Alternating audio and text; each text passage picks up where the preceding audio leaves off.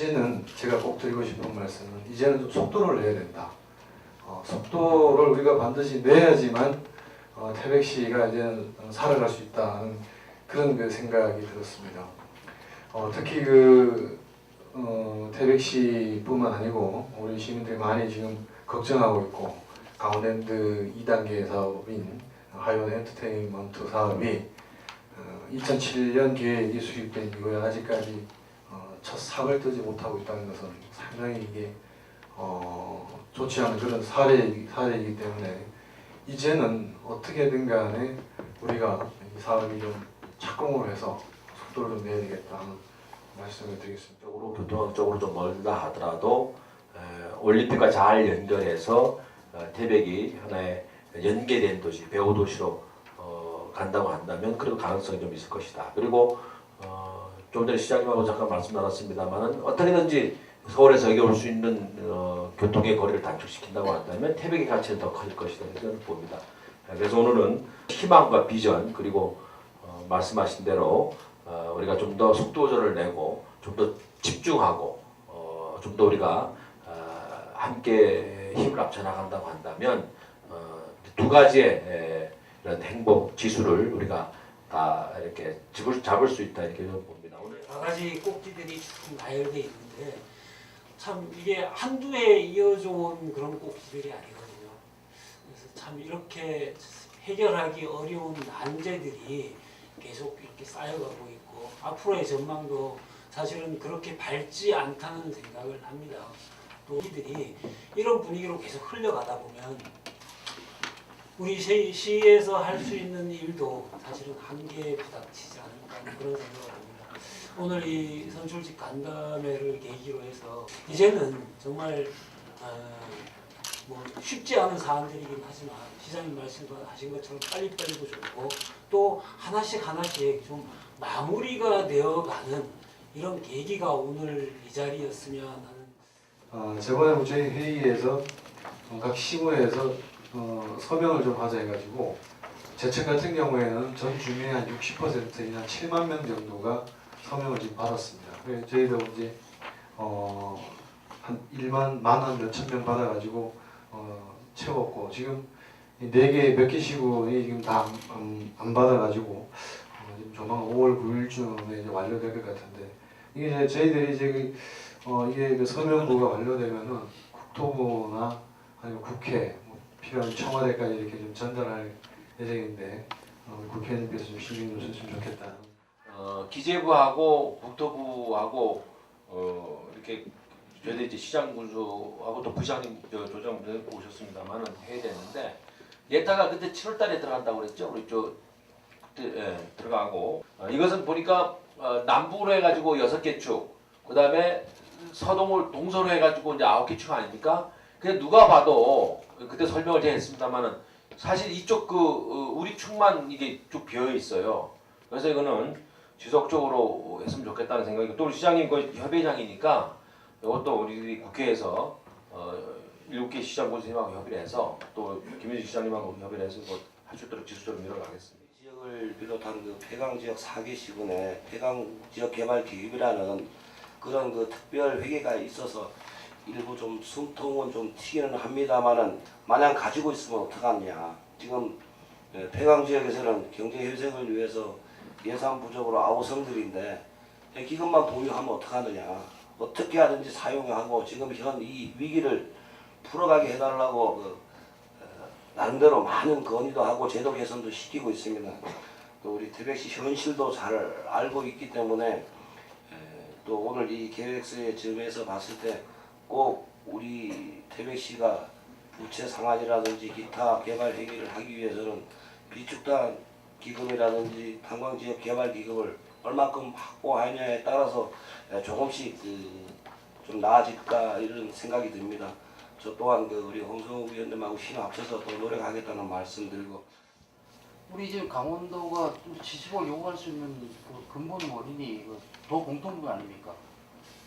도 공통분을 갖다 이미 벌써 우리 태백시가 48%를 확보를 했고 윤당교인하고 저하고 한 6억 정도를 또 추가로 확보하게 되면 약 한 52%를 이미 확보를 했습니다. 태백시가 도 공통기금 170억 중에 지금 86억을 이미 확보를 했는데 거기서 추가로 또 70억을 더 내놓으라니까 이거 어디서 돈을 가져와야 될지 답답합니다 지금.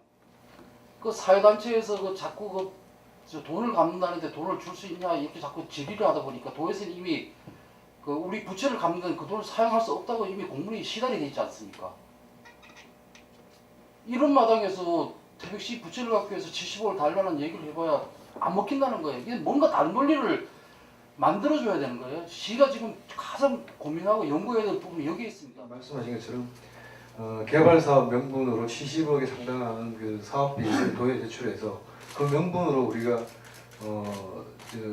사업비를 편성하고 또 시비를 가지고 이렇게 채무상환을 해야지. 그거는 자명한 사실입니다. 추경을 못 편성을 하는데 돈은 5월달 한다고 얘기 들었습니다만 추경을 편성하는데 저희들이 좀 부족한 부분이 좀 있더라고요. 그래서 이거를 해가지고 지역 개발 사업을 해가지고 공통분 또는 비축된 기금이 좀 반영이 될 수 있도록 노력 좀 해주십시오.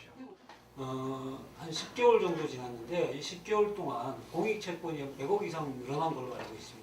앞으로는 우리가 부채, 오투 농협 부채를 태백시가 이렇게 받아서 부채를 뭐 100억씩, 200억씩 계속 작년에 한 300억 가까이 갚았죠. 이렇게 갚아 나가고 있는데 뒤로는 오투에서는 공익채권이 자꾸 늘어나서 오히려 부채는 더 늘어나고 있다는 얘기거든요.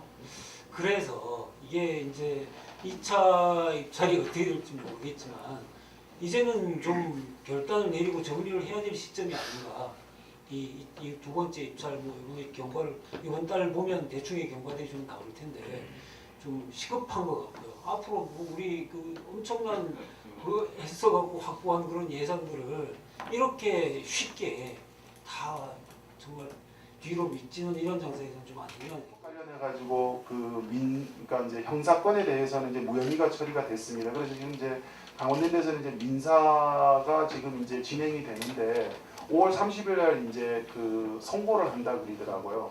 그 전에 이게 이제 민사가 취하가 되지 않는다 그러면은 이 이제 변호사 비용이 이제 문제가 됩니다. 그렇게 되면은 그 이사들 같은 경우에는 또 우리 또 태백시를 상대로 해가지고 또 분명히 또 이렇게 또 소송이 또 들어올 것인데 또 이런 부분들은 또 우리가 또 역할도 분담을 해가지고 어떤 식으로 강원랜드에 압박을 할 것인가 좀 이런 부분들도 저는 좀 고민해야 되지 않나.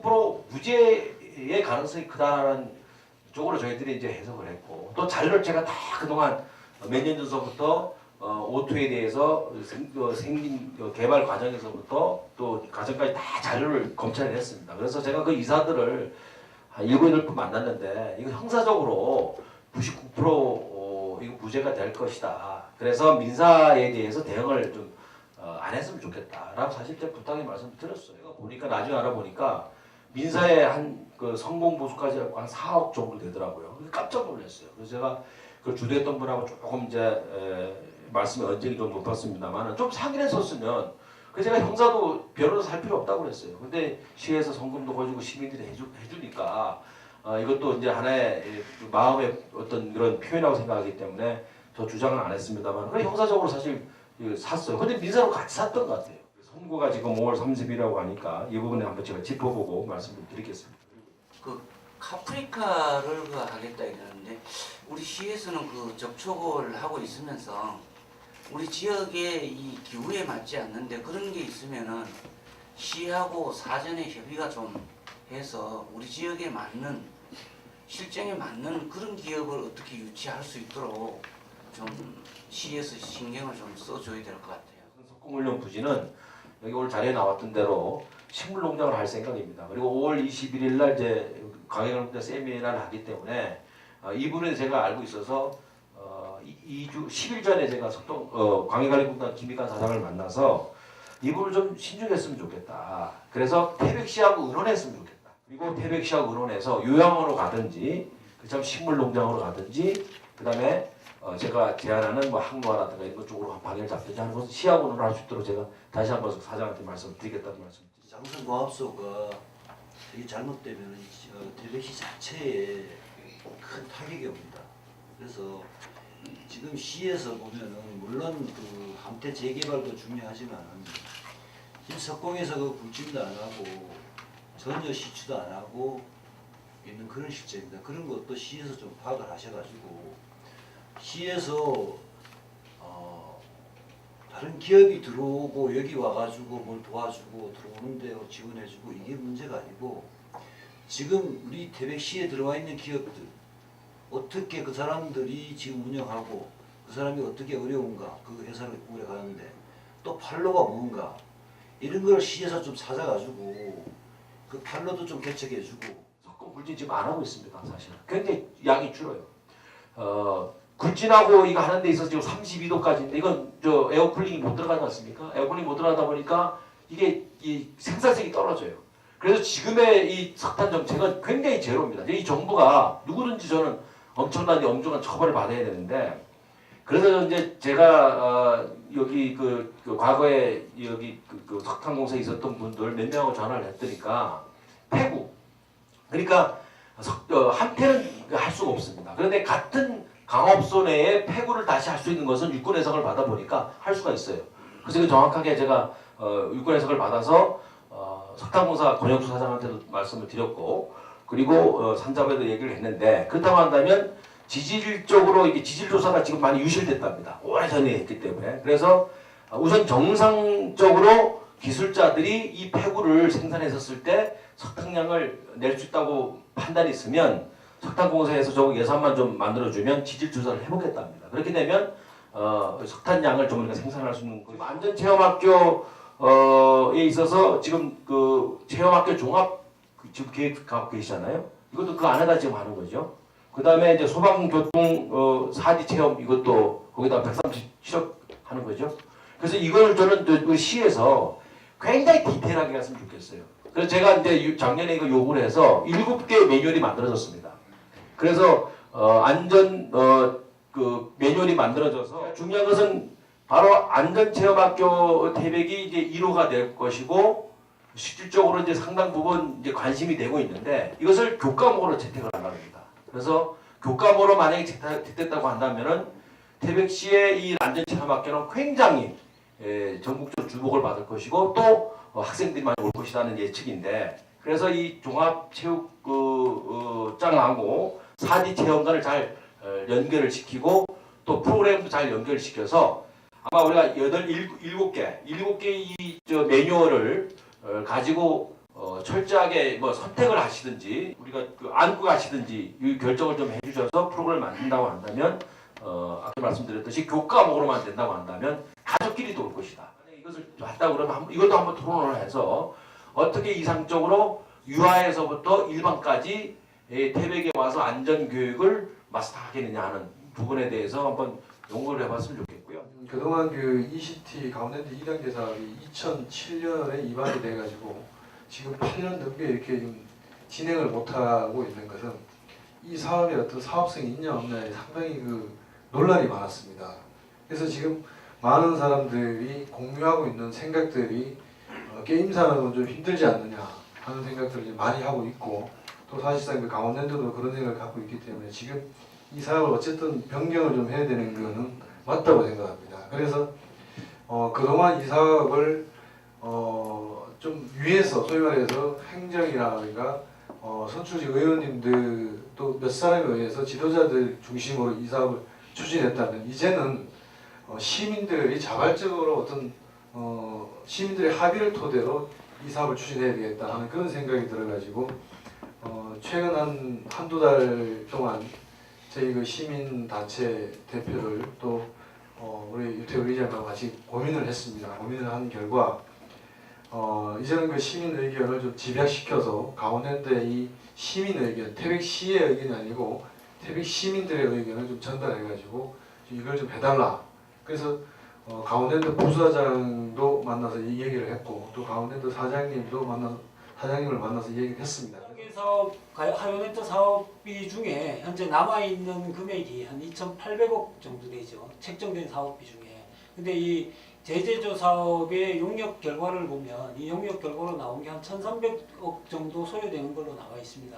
그리고 이것이 확실하게 확정된 것이 아닌 상태고 그렇다면 용역 결과에 대체 산업이 나온 것 중에 하나 아직 남아있는 것, 국보물자를 제외하고 웰리스 사업이 남아있는데 이 웰리스 사업 역시도 그렇게 구체화 용역을 좀 하게 우리가 이 자리에서 요구를 해야 된다는 거죠. 그래서 뭐 제재조가 100% 된다는 보장이 있는 것도 아니고 그리고 사업비도 아직 태백의 이시사업에 책정된 사업비도 아직 남아있는 여유가 있는 상태고 그래서 둘 다 사업 아이템이 괜찮다면 둘 다 추진해도 괜찮고 또 만약에 이 제재조 사업을 추진하다가 진행하다가 투자심의위원회에서 여러 가지 과정 중에 안 될 수도 있거든요. 그러면 다른 대안을 다시 찾으려면 또 엄청난 시간을 소비할 수밖에 없다는 거죠. 그런 의미에서 물론 시민들의 의견을 모아서 그렇게 이제 또 강하게 하는 그런 과정도 필요하겠지만 오늘 이 의원님들, 뭐 도의원님, 시의원님, 국회의원님 또 우리 시 집행부에 시장을 비롯해서 실과장님 다 계시니까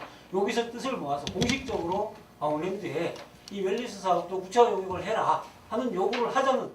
여기 의원님도 여기 계시지만 우리 강원랜드 전혀 움직임이 없습니다, 사실은. 예, 그래서 우리 태백시의 공식적인 입장을 좀 모아서 그 향노화 산업, 웰리스 플러스 웰리스 클리닉에 대해 가지고 좀 구체화 용역을 너희들이 좀 해달라라는 그런 건의를 좀 했으면 하는 그런 말씀. 아니 이걸 그 강원랜드가 제가 그때 토론을 하고 난 뒤에 여러 가지 지금까지 스케줄로 봤었을 때 제가 확신하기 어려워서 타임 스케줄 요구했어요. 두 번째. 근데 이걸 구두로 요구했는데 어제까지 계속해서 답변이 향후의 타임 스케줄이 안 나와요. 그래서 이것은 우려했던 그냥 한정없이 갈 수밖에 없는 상황이지 않느냐. 그래서 지금 말씀하셨듯이 촉구안을 내기 전에 다시 한번 제가 그 정식 공문을 내서 타임 스케줄 요청을 하고요. 두 번째로 지금 말씀하셨듯이 시장하고 의회하고 저하고 강원랜드하고 간담회를 개최하겠습니다. 그래서 이 촉구안 결을 내는 것은 받고 그냥 빨리 하겠다고 한다면 끝이거든요. 그래서 한번 해서 구체적으로 어떻게 할 것이냐는 타임 스케줄에 대한 의논. 두 번째로는 과연 어떤 산업으로 갈래, 어떤 포괄이냐는 부분을 정확하게 읽는 것도 중요하다 하는 쪽에서 본다고 한다면 한번 그 간담회를 제가 만드는 게 어떨까요? 저는 뭐 100% 동의. 예, 그게 아마 나을 것 같습니다.